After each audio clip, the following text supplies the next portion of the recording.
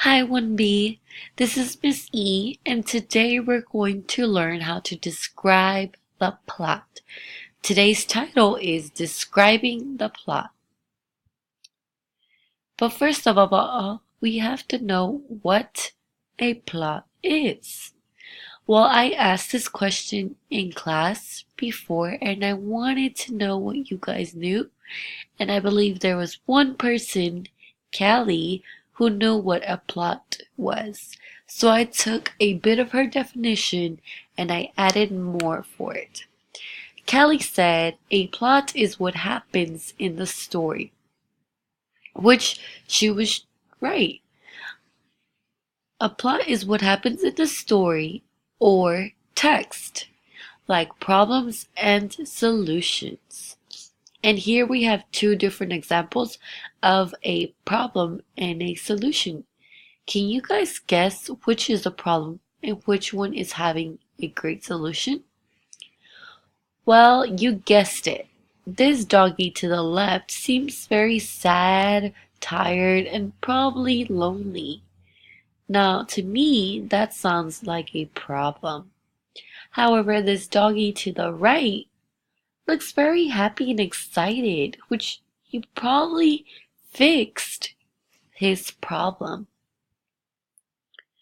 Now, again, in plot, there is problems and solutions.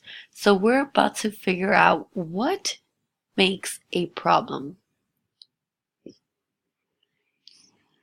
A problem is what goes wrong, like a challenge or obstacle. And here we have two different examples again of a problem. Here we have this lady who looks very tired and frustrated. Maybe she's just stressed out, but we can picture this because she has her hand touching her forehead and she's probably thinking that she cannot handle this anymore.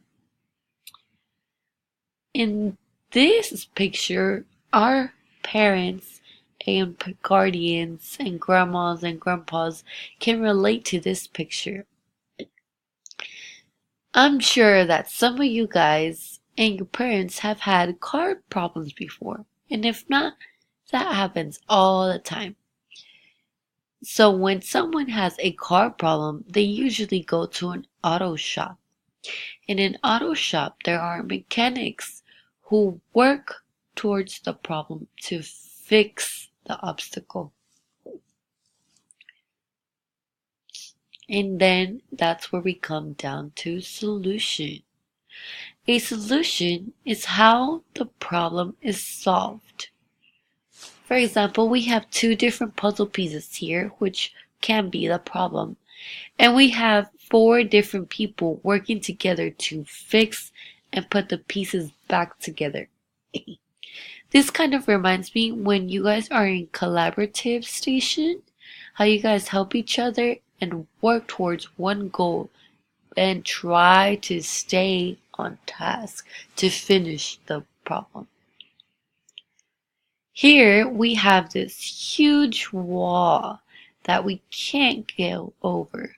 However, there's a man standing right at the top because he had a problem and he solved it by creating this thing here, and now he's reached the top. In order to identify the problem and solution or even describe it, we have to understand that we need evidence. Evidence tells us where you got the text from to support your answer. And we actually did this in our cause and effect last week.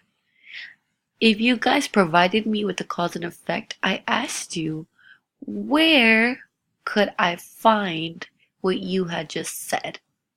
Evidence can also be a sentence of how it supports a problem and solution. Now that we know what a problem, a solution, evidence, and plot means, we are going to test it out in a scenario. In a quick of a snap. In 1, 2, 3.